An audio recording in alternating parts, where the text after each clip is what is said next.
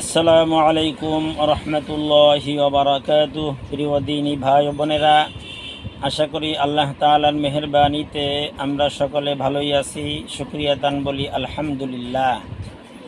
প্রিয় দিনী ভাই বোনেরা,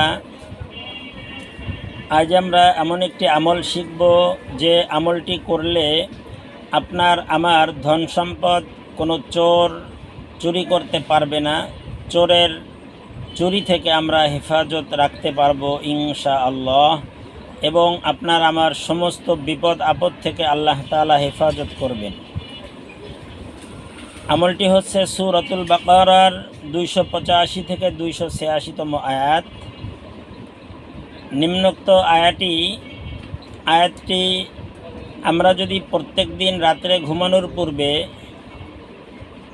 আয়াতটি পড়ে ঘুমোই, ইনশাআল্লাহ আপনার আমার